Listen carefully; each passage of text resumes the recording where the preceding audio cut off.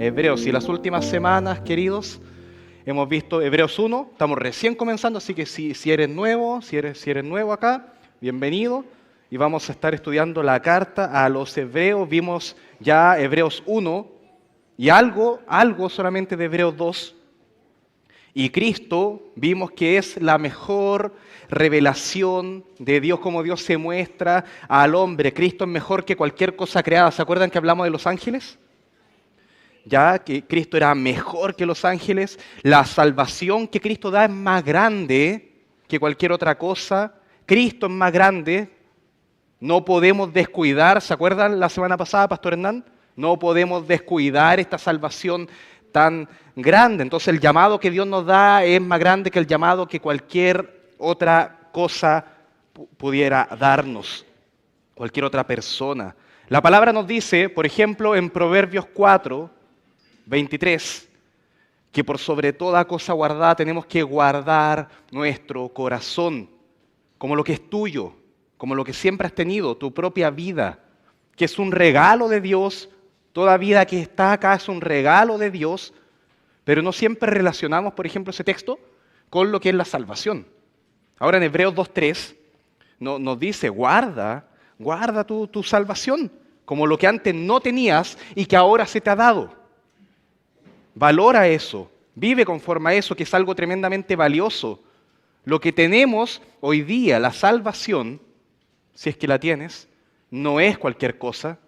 Detengámonos un tiempo, pensemos en esto, el valor de la salvación, cuánto es lo que lo valoramos en nuestra vida y cómo estás llevando entonces en torno a esto tu vida.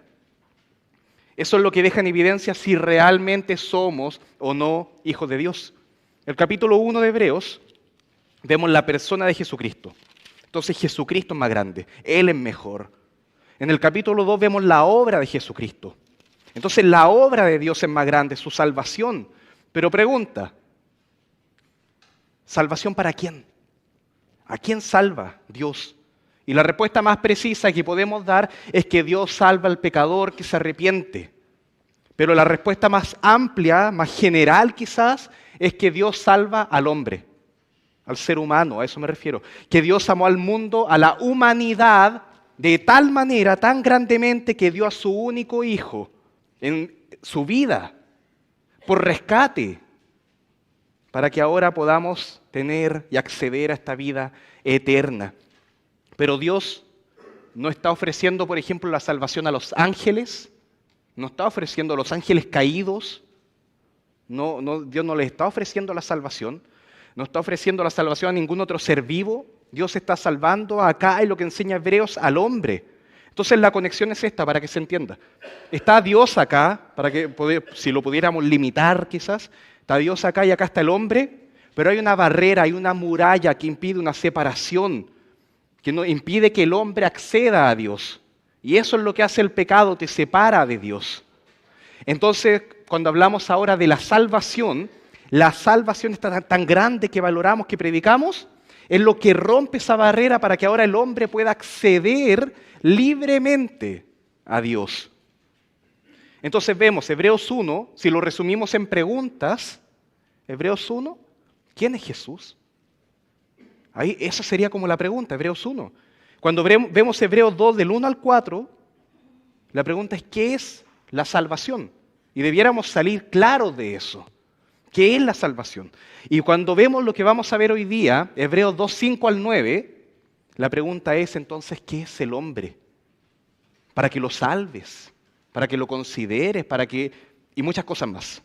Miren, vamos a leer Hebreos 2, 5 al 9. Lo voy a leer en esta ocasión en la versión, como siempre, Reina Valera 60. Hebreos 2, versículos 5 al 9. Vamos a leer el texto y luego vamos a tener un tiempo de oración. Porque no sujetó a los ángeles el mundo venidero, acerca del cual estamos hablando. Pero alguien testificó en cierto lugar diciendo, ¿qué es el hombre para que te acuerdes de él? Y el hijo del hombre para que le visites. Le hiciste un poco menor que los ángeles, le coronaste de gloria y de honra, y le pusiste sobre las obras de tus manos, todo lo sujetaste bajo sus pies. Porque en cuanto le sujetó todas las cosas, nada dejó que no sea sujeto a él. Pero todavía no vemos que todas las cosas le sean sujetas.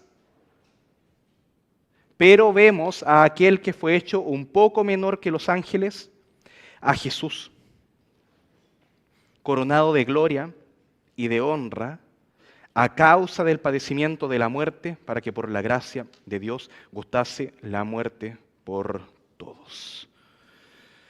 Amado Dios, gracias por tu palabra que podemos leer ahora. Y te ruego, Señor, que por medio de la obra de tu Espíritu Santo, esta pueda llegar a ser entendida por cada uno de los hermanos, amigos, vecinos, queridos que están acá, que puedan entender, Señor, tu palabra y tu voluntad. Rogamos esto, Señor, tu dirección. Úsame, Señor, para gloria tuya. En el nombre de Jesús. Amén.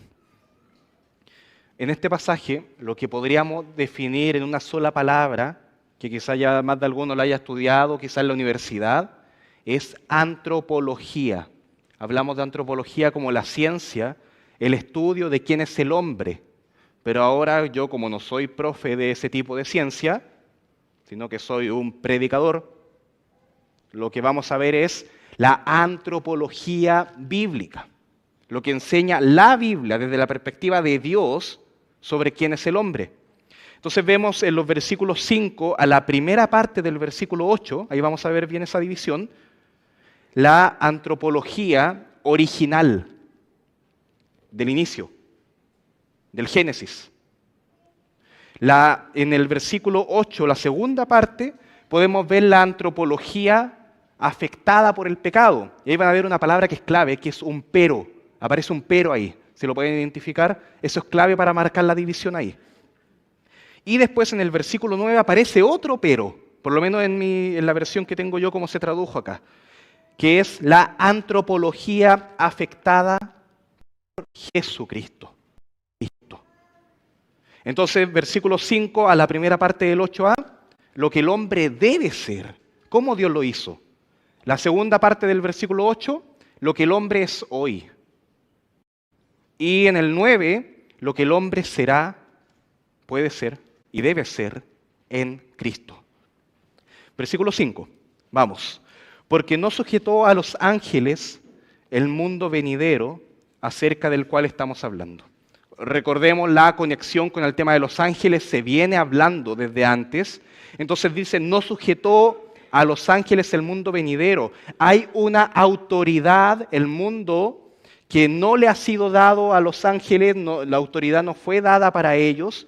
Y después comienza a hablar del hombre, dice claramente que es el hombre, está hablando del ser humano, lo que significa que no se le dio esa autoridad acá en la tierra para reinar a los ángeles, sino que al hombre. Versículo 6. Pero alguien testificó en cierto lugar diciendo, ese alguien es David por si acaso, no es cualquier persona. Pero acá está haciendo el énfasis en que no importa si lo dice David, no importa si lo dice Moisés, Pablo, Jeremías, esto es palabra de Dios. Y está Dios hablando acá diciendo que es el hombre para que lo pongas en una posición de autoridad que los ángeles no tienen. Mejor que ellos, que es lo que plantea el Salmo 8. El Salmo 8. No solo acá hablando del varón, que es el hombre, dice, entonces hablamos, el varón, el masculino, no. Toda la humanidad, todo. Niños, adultos, ancianos, hombres, mujeres, todos. Toda la humanidad. Pero apuntando acá, cuando dice que es el hombre ahí, a los orígenes, la formación, la fundación de la humanidad, Génesis 1 y 2. Génesis 1 y 2, lo que el hombre fue en el plan de Dios. Imagínate, por ejemplo, los planos de un auto y cuando la persona compra ese auto. Yo puedo preguntar entonces, ¿cómo es un auto? Por ejemplo, un Chevrolet Sail que tengo estacionado allá, que se porta bien. Bien, entonces, puedo preguntar cómo es el auto 0 kilómetros? Original. Sin falla, se supone. Ahora, segunda pregunta. ¿Cómo es ese auto después de 3 años? Y con varios kilómetros, miles de kilómetros encima. quizás con un toponcito aquí o allá. ¿Cómo es ese auto? Ahora, ¿cómo es ese mismo auto después de caerse por un barranco? Entonces la pregunta de cómo es el auto se ve afectada por la condición que tiene el auto. Entonces cuando preguntamos qué es el hombre, la primera respuesta que queremos ver es qué es el hombre en el origen, el hombre 0 kilómetros, podríamos decir, para que se entienda, en su comienzo, saliendo de la fábrica, sin verse afectado por ninguna falla. Cuando hablo de falla en el ser humano, me estoy refiriendo al pecado. El ser humano sin pecado. ¿Cómo tiene que ser? Versículos 7 al 8. ¿Le hiciste un poco menor que los ángeles? ¿Le coronaste de gloria y de honra? Esto es mejor que un auto. Y le pusiste sobre las obras de tus manos. Todo lo sujetaste bajo sus pies. Porque en cuanto le sujetó todas las cosas, nada dejó que no sea sujeto a él. Esto se dice del hombre coronado de gloria y de honra, considerando los parámetros humanos. No es que el hombre es digno de adoración, el hombre es glorioso, adoremos al hombre. No, si van ustedes al Salmo 8, que es precisamente el que se está citando acá, en el versículo 1, dice, oh Jehová, Señor nuestro, tú, o sea, tú, cuán glorioso es tu nombre en toda la tierra. Y después comienza a hablar de aquel que es coronado, se le dio esa autoridad sobre lo que Dios creó. Es una autoridad delegada. No es que el hombre es casi un semidios o puede llegar a ser Dios. No. El orden es el siguiente. Cuando hablamos de la creación, decimos que la creación, lo dice la Biblia, Salmo 19, que la creación muestra la gloria de Dios. Los cielos, el firmamento, las estrellas, y podríamos seguir las montañas, todo, cuentan la gloria de Dios. Entonces ahora el hombre está encima acá. Tiene una posición sobre la obra de Dios, y esa posición es la de alguien que tiene una corona, dice la Biblia, palabra de Dios, puede reinar sobre la creación que muestra la gloria de Dios. ¿Notan el orden acá? Como esta especie de jerarquía, estaba hablando de corona, que la creación, partamos por la creación, debiese llevarnos a todos a concluir, oye, hay un Dios creador. Eso no se hizo solo. Y ese Dios es soberano, ese Dios es autoridad, es tremendo, es más grande que yo. Y es más grande que los ángeles, más grande que todo. Ese Dios es asombroso, tenemos que maravillarnos en Él. Y ahora, viendo todo esto, viendo todo este panorama, la creación, ¿ya? Nos centramos acá. El hombre es coronado por encima de eso.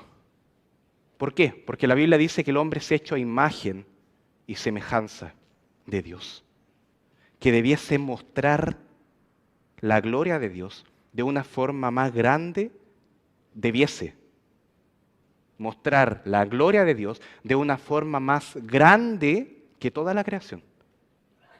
Es decir, si te impacta ver una montaña, a mí me pasa, yo tengo el privilegio de que abro ventana y veo montaña, entonces digo, oh, eso es tremendo. Ese impacto debiese ser menor que el que me produce verte a ti, a un ser humano. Yo debiese ver a un ser humano y decir, wow, esa es la imagen de Dios. Puedo ver un reflejo de quién es Dios. Miren, en Génesis 1:26, quiero que leamos unos 3 versículos ahí. Génesis capítulo 1, mira, fíjate, Génesis 1, ¿ya? Entonces dijo Dios, hagamos al hombre a nuestra imagen, conforme a nuestra semejanza, y señoree en creación, en los peces del mar, en las aves de los cielos, en las bestias, en toda la tierra y en todo animal. Este es el diseño de Dios, que se arrastra sobre la tierra. Y creó Dios al hombre a su imagen, a imagen de Dios lo creó. No es que Dios tiene el deber de mostrar eso, la imagen de Dios, varón y hembra, diseño, varón y hembra los creó. Y los bendijo Dios y les dijo, fructificad y multiplicaos, tu tarea, llenar la tierra, sojuzgarla, ejercer autoridad, señoread, estoy en Reina Valera españolísima, y señoread, en los peces del mar, en las aves de los cielos y en todas las bestias que se mueven sobre la tierra. Y este es el momento especial, el momento cúlmine. La creación es un momento importante para aquel que cree en Dios, sí, momento esencial. Momento esencial es la liberación de Egipto, de Israel. Esencial, wow. Jesucristo en la cruz, esencial, tremendo. Para aquel que es creyente. La creación también. Entonces, la guinda de la torta de ese momento esencial que es la creación, por sobre todo, es la creación del hombre. Momento cúlmine. Y Dios hace al hombre 100% capacitado para ejercer su tarea. No es que a mí me digan, Guido, tienes la tarea de ser presidente de la República. Yo digo, no, Dios, no estoy capacitado para eso. Entonces acá Dios diseña al hombre completamente capacitado para hacerlo. Dios le dice eso, tú tienes que hacer esto, y lo hace capacitado para efectivamente gobernar. No le dice a los ángeles que hagan esto. Ahora, pregunta, ¿los ángeles quizás lo harían mejor que como nos vemos nosotros ahora? Claro, ellos son más poderosos que los hombres. Imagínate al hombre más fuerte del mundo y podrías ver que Dios es más poderoso que él. Son más sabios los ángeles que los hombres, más sabios. No se ven afectados por la muerte. Son mejores en ese sentido. Pero solamente al ser humano, al hombre, se le dice que tiene que ejercer esta autoridad. A él se le dio la tarea, no a los ángeles. Tenemos una misión, ustedes tienen una misión única en este lugar, en este planeta, y se les da una dignidad mayor. Y eso se aplica a toda vida.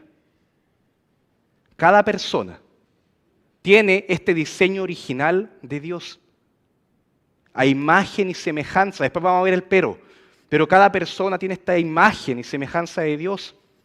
Y eso hace que cada persona, cada uno sea valioso, respetable, digno, y ojo, con cualquier persona que estás viendo ahí. No basures a cualquier persona. Son coronados en el diseño de Dios con gloria y honra. Ahora quiero hacer un paréntesis acá. Creo que hay por lo menos 3 temas controversiales, y acá me estoy metiendo en algo complejo porque estoy diciendo que es controversial en todo este tema, que es la dignidad de la vida humana. Y quiero mencionar solamente 3 temas, que es el aborto, la pena de muerte y la eutanasia, que yo estoy seguro de que lo han escuchado alguna vez, si han leído o visto un video o alguna noticia sobre eso. Desde que una vida es concebida, es digna. Podríamos ver biología, pero acá simplemente estamos viendo que es una vida hecha imagen de Dios, formada en el vientre de su madre, que Dios dice eso, con un propósito y una misión en la tierra. Porque Jeremías le da un propósito desde que estaba en el vientre. Y al igual que Adán, todavía no se ha cumplido, pero ya tiene esa misión ahí. La tiene ya. Y según Proverbios 6, 16 al 17, el derramamiento de sangre inocente de aquel que no puede defenderse es abominación contra Dios. Si puedes poner ahí el 17. No es llegar y abortar una vida inocente. Los argumentos para debatir contra el aborto no solamente son bíblicos religiosos, podrían ser muchos, pero el principal y más poderoso argumento que nosotros, si crees en la autoridad de la palabra de Dios, tenemos que tener, es que Dios es el máximo, el creador, y dio autoridad a cada vida que es valiosa, incluso desde el vientre de su madre. Luego, ya si esta persona es un criminal, podríamos entrar a discutir el tema de la pena de muerte. Dije que iba a hablar de unos 3 temas controversiales. La discusión ahí no gira en torno a una vida que es incapaz de defenderse, sin oportunidad de escoger. No estamos hablando de un inocente, esto no lo digo con felicidad por si acaso. Estamos hablando de una persona que es criminal, que se rebela deliberadamente contra la ley de Dios y contra la ley del hombre acá en esta tierra, contra la ley de cada país. contra las autoridades que Dios ha establecido. Generalmente hablamos de un asesino que tiene que afrontar entonces las consecuencias del pecado. Así que el tema de la pena de muerte, yo personalmente acá hablando, y no tienen por qué decir amén todos, pero yo personalmente acá hablando, no llegaría y lo cerraría diciendo que es una vida digna. Acá también se implementa la justicia que Dios ha dado al hombre, que se entiende que se aplica a personas, en este caso, que son un peligro para la sociedad y que no se les ve ninguna posibilidad de reinserción. Por eso digo, esto es triste. En Romanos 13, versículo 3, dice, acá hablando de la ley, si a alguno acá le gusta estudiar ley y todo esto, este versículo también es clave. Porque los magistrados no están para infundir temor al que hace el bien, sino al malo. ¿Quieres, pues, no temer la autoridad? Haz lo bueno y tendrás alabanza de ella, porque es servidor de Dios para tu bien. Pero si haces lo malo, teme. Porque no en vano lleva la espada, pues es servidor de Dios, vengador para castigar al que hace lo malo. Y a todo esto sabiendo que la justicia humana no es perfecta, que se podría juzgar incluso a una persona mal, o que se podría usar este tema de la pena de muerte para fines políticos, para manejar a las masas. Hay todo un tema ahí. Y lo otro es la eutanasia, que se entiende también como un suicidio asistido. Una persona que dice yo ya no puedo vivir, que se entiende que se aplicaría a personas que ya no son capaces de soportar dolores, que están teniendo una vida terrible, generalmente enfermos terminales. Y es complicadísimo esto. No es llegar y decirle a una persona, esto hay que ir con el debido respeto a cada persona que está pensando diferente, pero primeramente tenemos que considerar quién es el que da la vida y el que tiene poder para quitarla. Él es el dueño de los tiempos sobre nuestra muerte y sobre la forma de nuestra muerte. No es el hombre señor sobre su propia muerte. No lo decido yo. Entonces yo veo a una persona sufriendo y quizás en su momento yo llegue a la conclusión de orar, después de haberlo pensado mucho, Señor, si es tu voluntad, llévalo. Ya no creo que sea tu voluntad que siga sufriendo así. Que el Señor lo llame pronto a su presencia. Pero la decisión final sigue siendo de Él. Yo puedo orar, Señor, llámalo a tu presencia, pero si el Señor quiere, ¿quién soy yo para rebelarme contra eso? Entonces, no seguimos el consejo de la esposa de Job. Entonces, en Job 2:9, dice la esposa, le dijo su mujer a Job, y Job lo estaba pasando terrible, mal. ¿Aún retienes tu integridad? Maldice a Dios y muérete. Que esto se podría entender como una muerte más que nada espiritual, en un sentido de deja de lado a Dios, pero también es muy difícil separarlo del tema de que se acabe de tu sufrimiento y mátate. Y él le dijo, como suele hablar cualquiera de las mujeres fatuas que no entienden sin sabiduría, has hablado. ¿Qué? ¿Recibiremos de Dios el bien y el mal no lo recibiremos? Y en todo esto no pegó Job con sus labios. Y nuevamente podríamos debatir varios supuestos pros y contras. Este no es el momento para debatir, solamente estoy exponiendo esto, por eso también lo hago con el debido respeto, porque sé que no es un tema de que yo voy a salir a la calle y decir esto sin esperar que me tiren un tomate podrido, ¿no? Pero ya se han visto casos en donde a personas que deben y quieren luchar por sus vidas se les quita toda facilidad para seguir un tratamiento que les salve la vida y se les da toda la facilidad para que hagan una eutanasia. O que son los familiares los que toman la decisión finalmente. O que los adultos mayores pasan a ser vistos como un estorbo. Como alguien que sería mejor que si no estuviera. ahí. Y al final uno se termina preguntando por qué tanto entusiasmo en unas medidas como estas tres. Y cualquiera de estos tres temas controversiales, cuando se avanzan en la Cámara de Diputados, en el Senado, yo recuerdo cuando se avanzó con, creo que fue la del aborto, y veo un grupo grande de parlamentarios haciendo una fiesta, y yo decía, ya, ganaron su propuesta, pero esto es digno de un funeral, o sea, no es digno de que, celebrar y todo, y corriendo por la Cámara, por donde están todos los políticos, celebrando, sacando pica, como si hubiéramos ganado el Mundial. Ya ganaron su propuesta, pero eso es digno de llorar. Bueno, da para pensar. Otro asunto acá, y cierro el paréntesis, ¿ya? Se acabó eso, momento incómodo, se acabó. El hombre debe hacer todo lo posible para cuidar y desarrollar la vida humana. Dios te puso en este mundo como administrador de toda la creación, de lo que Dios estableció.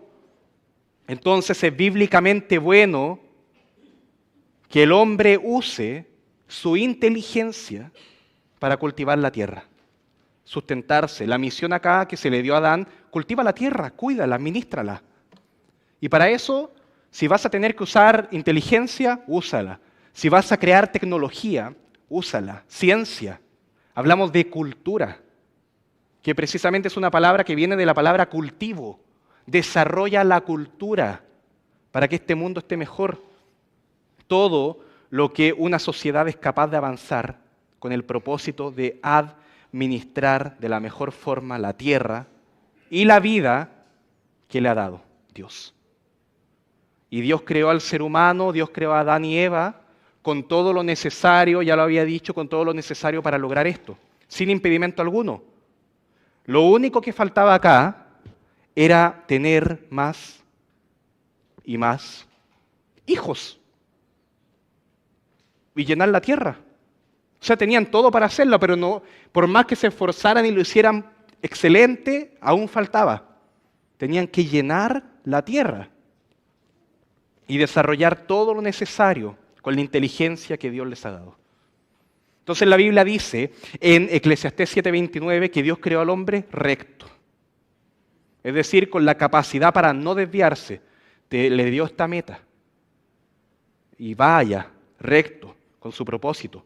Pero el hombre se inclinó y buscó perversiones, que es dar vuelta a esto. Yo le explicaba el tema a los jóvenes con los calcetines. No nos ponemos el calcetín al revés. Usar el calcetín al revés sería una forma pervertida de usar el calcetín, porque está dada vuelta, el lado reverso de las cosas. Entonces acá el hombre lo que hizo fue invertir los roles, invertir el papel, dar vuelta a todas las direcciones, perversiones. Dios hizo al hombre recto, pero el hombre se desvió. ¿Cómo lo plantea Hebreos? Y acá llegamos al primer pero, lo que nos da el pase para llegar al segundo punto. Pero todavía no vemos que todas las cosas les sean sujetas. Y acá aparece el problema, que es evidente que algo ocurrió, que el diseño de Dios para el hombre no se está cumpliendo, que lo estamos haciendo terrible.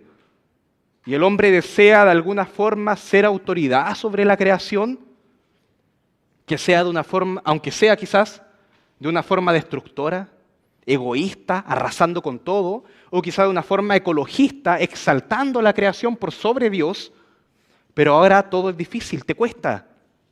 La capacidad intelectual, te cuesta aprender, te cuesta memorizar, se te olvida lo que estudiaste.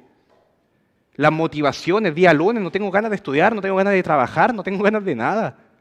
Y además hay desastres naturales, quieres cuidar la tierra y llega una tormenta, hay un terremoto. Los animales sobre los que se le dio autoridad al hombre atacan al hombre y los otros se esconden del hombre. Entonces resulta todo más difícil. La tierra, cultivarla se vuelve difícil, tedioso, comienza a dar espinos. Uno termina trabajando con el sudor de su frente. Cualquier carrera universitaria se vuelve una pesadilla. O sea, estás en un privilegio estudiarle en la universidad, sacando el provecho máximo de tus capacidades, o en un trabajo pesado incluso, y se te vuelve tedioso.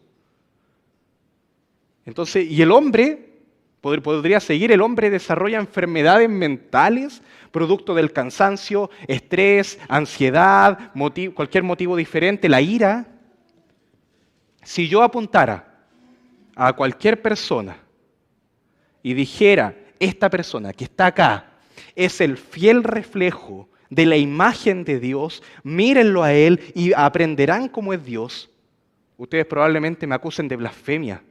¿Cómo esa persona va a ser como el Dios santo si es un pecador? No hay semejanza entre Dios, el 3 veces santo, y el hombre pecador, si lo vemos desde esa perspectiva. El hombre está afectado por el pecado. El pecado lo hizo añicos.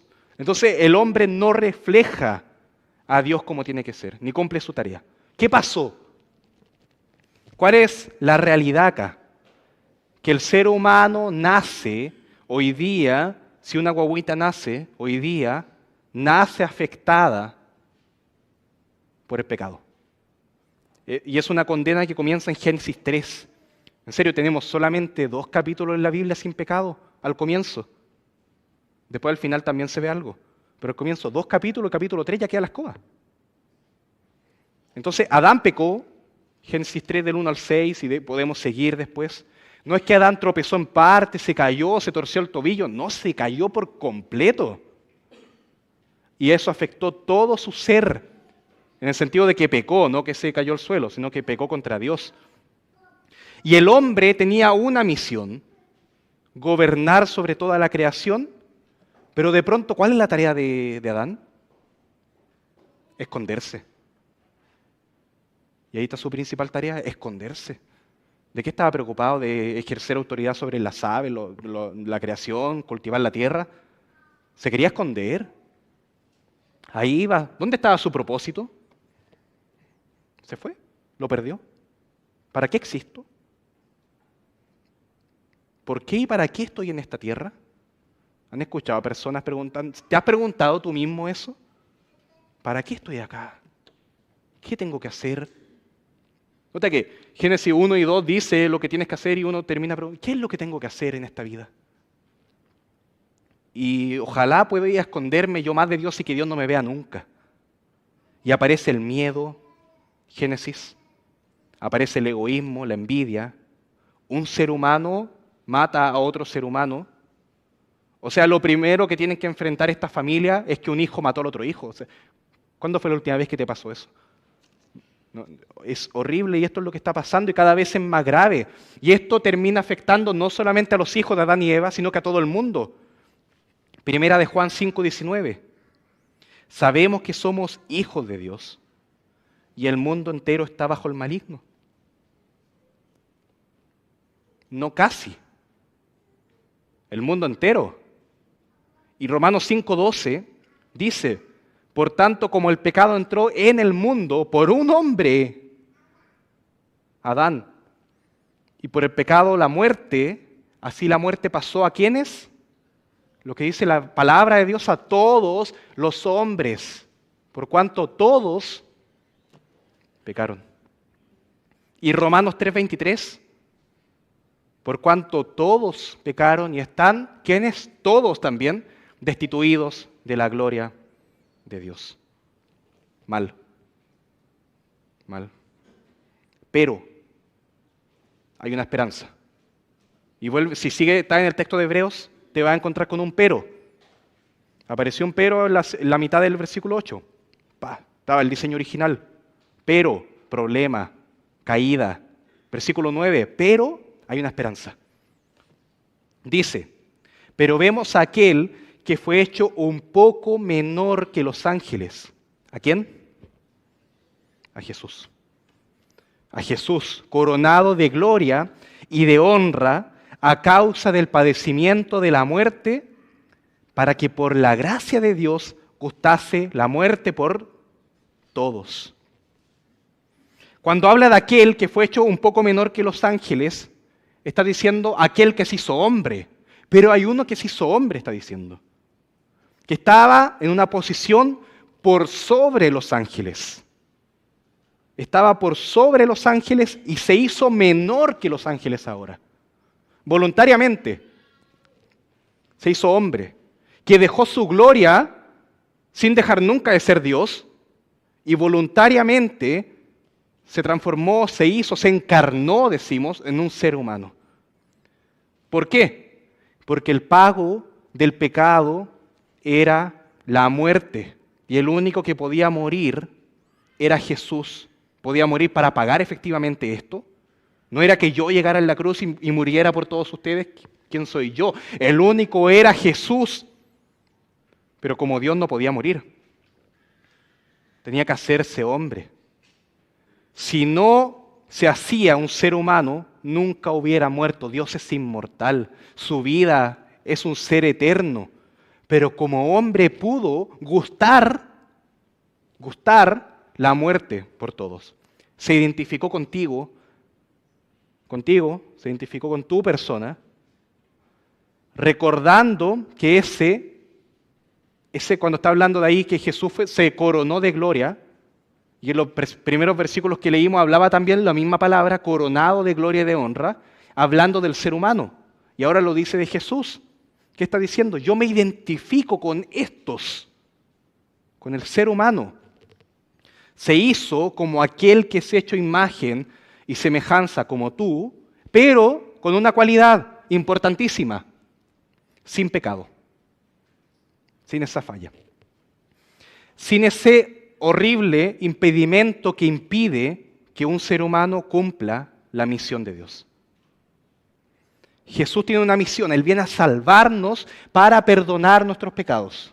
Él viene a salvarnos para que nosotros ahora seamos liberados de los efectos del pecado.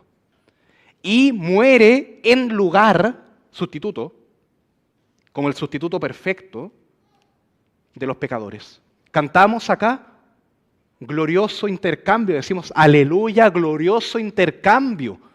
Él murió por mí. ¿Para qué? ¿Para qué? Cuando predicamos evangelismo a veces decimos, ¿y tú crees en Jesús? Y personas dicen que sí. Y de pronto le decimos, ¿y para qué? ¿Y crees que murió? Sí. ¿En la cruz? ¿Lo crees? Sí. ¿Y para qué? ¿Para qué? Para liberarnos de la ira de Dios y del infierno. Para llevarnos a la vida eterna. Pero también para recuperar el destino del hombre, lo que Dios quería para ti. De forma tal que la salvación, hablamos de la salvación no solamente como un evento puntual, de que yo tenía una vida así, determinada, y hubo un momento puntual acá, donde alcancé la salvación, y luego seguí viviendo esa misma vida. Solamente que tengo esa salvación.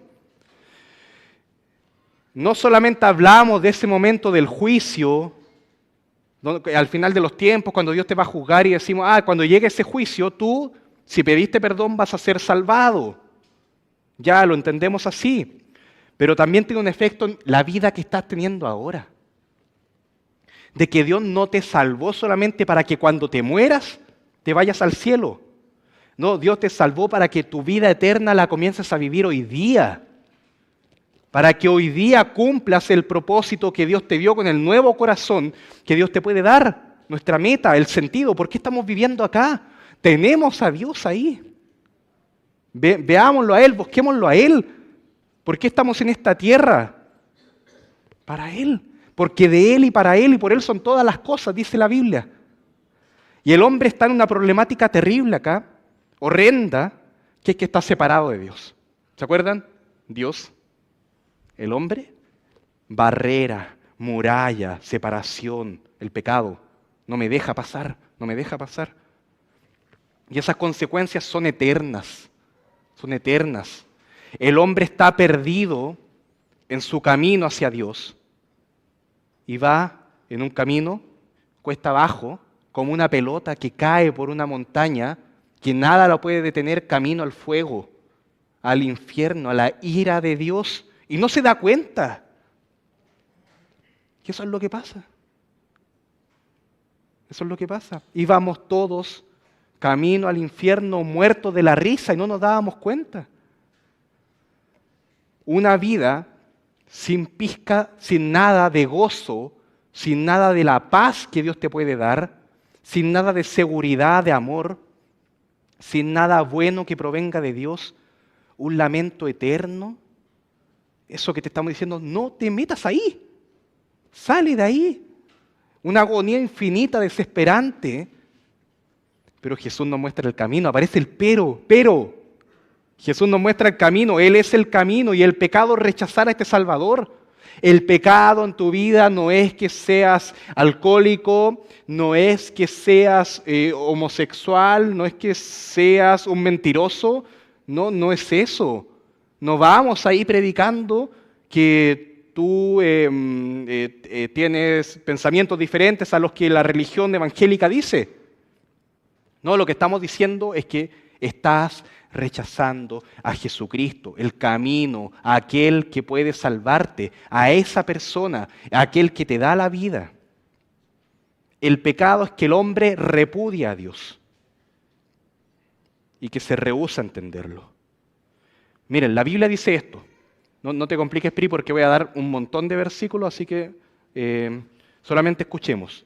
El hombre no puede percibir a Dios ni lo que Dios hace, no lo puede ver. Primera a los Corintios 2:14. El hombre está separado de Dios. Isaías 59:2. El entendimiento del hombre está entenebrecido, no entiende cómo son las cosas. Efesios 4:18. El hombre está esclavizado a Satanás. Digo, el mundo entero está bajo el maligno. Primera de Juan 5:19. Después, en las próximas semanas, vamos a ver Hebreos 2:14 al 15. Así que lo vamos a ver. El hombre esclavizado a Satanás. Está bajo la ira de Dios. El hombre, no solamente es que Dios está enojado con el hombre pecador, sino que el hombre pecador está enojado contra Dios también. Pero, vemos a aquel que fue hecho un poco menor que los ángeles, Hebreos 2:9, a Jesús coronado de gloria y de honra a causa del padecimiento de la muerte, para que por la gracia de Dios, y me encanta eso que dice ahí, para que por la gracia de Dios gustase la muerte por todos. ¿Qué significa eso? Gracia. Es Dios regalando algo que no merecemos. No lo merecemos. Es Dios salvando a pecadores. Suena muy común esa frase, ¿eh? La decimos, que Dios salva a pecadores. Sí, amén, seguimos nuestra vida. Es Dios salvando pecadores. Lo repito, lo explico también un poco más largo. Es Dios salvando a personas que aborrecen a Él mismo, a Dios, que aborrecen los planes de Dios y que aborrecen la salvación que Dios le está dando. Y es totalmente contrario a la lógica de lo que nosotros haríamos comúnmente. Una persona que está perdonando a aquel que lo robó, aquel que le hizo un daño irreparable, aquel que lo basurió delante de todos, aquel que mató a su propio hijo. Y esa persona está diciendo, yo perdono a este criminal. Ya no solamente eso, sino que le está diciendo, yo lo libero de la condena y quiero que se venga a vivir a mi casa. Es raro. Pregunta, ¿está obligada una persona a perdonar a este criminal? Claro, la Biblia dice perdonar 70 veces 7. Entonces, lo que enseña la Biblia es que si esa persona, sobre todo si se arrepiente, si te pide perdón, accede a perdonarlo. E incluso si no te pide perdón, que tu corazón esté dispuesto y vaya sanando esa herida. Perdona al criminal. Es loco, pero así nos enseña. El reino de Dios es así. Pero Dios está soportando acá a pecadores que se rehúsan a arrepentirse y que siguen en ese camino. En algunos casos por décadas. Yo podría preguntar, ¿a qué edad te salvó Dios? 23 años. Entonces Dios me tuvo paciencia todo ese tiempo. Todo ese tiempo. Yo aborreciendo a Dios. Y Él me salvó. ¿Por qué no me mató antes? ¿Por qué no moría a los 22? Porque Dios quiso. Y Dios estaba ahí deseando tomar mi corazón y transformarlo en uno nuevo. Para que yo me arrepintiera, para que tú te arrepintieras. Pero ahora, otra pregunta, vuelve al tema del criminal, ¿te acuerdas? Entonces, ¿estás obligado a invitar a ese criminal a vivir a tu casa? No se lo merece. Lo planteo de otra forma. Tienes hijos. ¿Estás invitado a invitar a ese criminal a que viva a tu casa con tus hijos? Es como Jesús perdonando a Barrabás. Jesús perdonando al ladrón en la cruz. O sea, hoy día mismo estarás conmigo en mi casa, en mi paraíso, en mi casa. Al ladrón. ¿Y qué va a hacer el ladrón? Va a robar. O sea, ¿cuándo fue la última vez que invitaste al ladrón a tu casa? Al que te robó el celular. Y le dijiste, pasa acá a la casa, ven conmigo, quédate conmigo esta noche. Es loco. Es loco, si la gracia de Dios no es una cosa que, si uno la analiza bien, cuesta. Jesús perdonando a Saulo, el que mataba a los hijos de Dios, a los cristianos. Si quieres leer más, lee Hechos 9. Pero ahí se ve, Saulo perseguía a la iglesia de Dios y Jesús lo perdona y lo hace su hijo y lo invita a compartir con los demás hijos. Y después están en la iglesia. Y las personas ven a Saulo y tienen miedo porque ese tipo me quiere matar, porque está acá. Ponte en esa situación. Que hay una persona que hace la vida imposible a nosotros y de repente lo vemos acá, dice, va a sacar un arma. Pero la gracia es eso, te invito a vivir acá conmigo. ¿Qué mérito tiene un pecador? ¿Qué mérito tengo yo para que Jesús me invite a su casa y me acepte ahí? Pero se le da ese regalo. Se le da ese regalo. Claro, al ladrón Dios no lo deja como un ladrón en el cielo, Dios lo transforma. Y Dios va transformando la vida de cada uno. Entonces ven a mi casa, pero yo te voy a lavar. Yo te voy a dar ropa nueva. Yo te voy a transformar. Voy a cambiar tu corazón, voy a cambiar tu vida. Ven a mi casa. Es que no puedo porque yo soy alcohólico, porque yo soy asesino, porque yo soy más. Yo te voy a cambiar. Y todo lo voy a hacer nuevo. Y por esa misma razón, Jesús gustó la muerte por todos. Miren cómo lo presenta Efesios 2. Voy a leer un poquito, ¿ya? Efesios 2 del 4 al 10. Pero Dios, que es rico en misericordia que perdona al criminal, por su gran amor con que nos amó, aun estando nosotros muertos, siendo criminales, nos dio vida juntamente con Cristo. Gracia, por gracia sois salvos. Por regalo inmerecido te invito a mi casa, aunque no te lo merezcas. Y juntamente con Él nos resucitó y asimismo nos hizo sentar en los lugares celestiales con Cristo. Leo el versículo 7.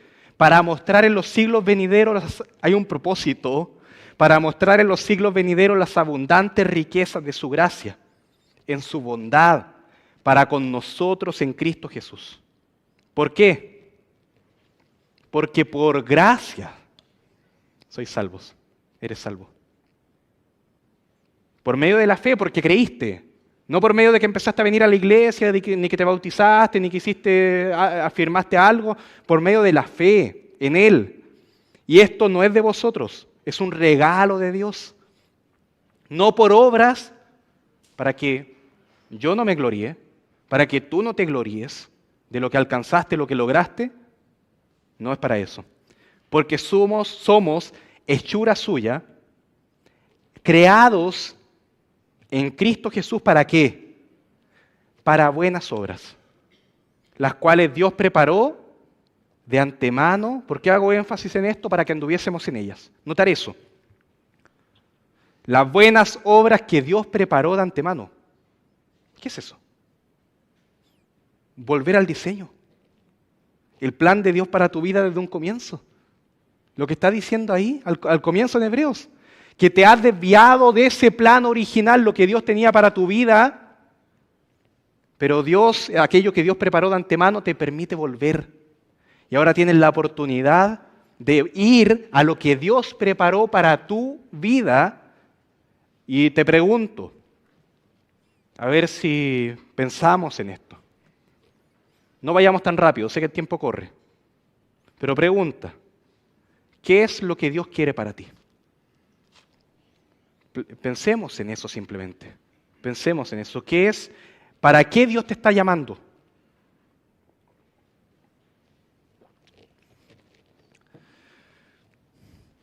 ¿Cuáles son todas esas buenas obras que Dios diseñó para tu vida? ¿Cuáles son? Tienes ahora la oportunidad de volver a eso, volver a ese diseño, buscarlo más claramente. Dios nos salva, Dios nos da nueva vida, nos da un corazón nuevo. Pero te digo otra mala noticia. Aún seguimos afectados por el pecado. No somos perfectos. No puedo cumplir mi tarea a la perfección hoy día. Pero algo ha cambiado ahora. Lo planteo así, seguimos pecando. No es la idea, pero es así. Seguimos pecando. Pero tenemos a un Dios que nos limpia continuamente por eso, por su gracia. Porque lleno de gracia. Seguimos equivocándonos. Pero tenemos a un Dios que en su gracia endereza nuestros pasos. Seguimos siendo débiles, pero tenemos a un Dios que nos fortalece en su gracia. Estamos en este camino, vamos avanzando. Seguimos desanimándonos, entristeciéndonos, con la cabeza gacha. Pero Dios es el que levanta tu cabeza en su gracia. Seguimos teniendo miedos, pero Dios no nos deja solos en su gracia. La gracia de Dios no es solamente para liberarnos del infierno. Sí, eso es crucial. Liberarte de eso y asegurarte el cielo. Gloria a Dios por eso. Pero es para acompañarnos en toda nuestra vida. La vida eterna, querido, no comienza cuando te mueres y te vas a la presencia de Dios. La vida eterna comienza desde el momento en que Dios dio ese corazón nuevo para ti. Luego vas a pasar de un estado a otro, tu cuerpo va a morir, el Señor va a venir bien. Pero ya estamos acá, ya estamos en esta vida. Entonces, esfuérzate. Y termino con esto. Esfuérzate en la gracia de Dios. Esfuérzate en la gracia de Dios. Nos cansamos, vamos a Él. Nos desanimamos, vamos a Él. Pecamos, vamos a Él. Buscando ese propósito, el diseño de Dios para tu vida. Entonces oremos, buscando de esta gracia, tengamos un tiempo de oración, sabiendo que Dios y entendiendo que Dios nos ha llamado a un propósito, que nos ha dado una nueva vida, si has creído. Si no, la invitación es a creer en Jesucristo como tu Salvador, pedir perdón por tus pecados, a ir a Él en arrepentimiento genuino y comenzar a adorarle, pero oremos buscando ahora esta gracia, para que andemos en lo que Dios nos ha llamado. Por gracia somos salvos para que andemos en lo que Dios preparó de antemano. Busquemos eso.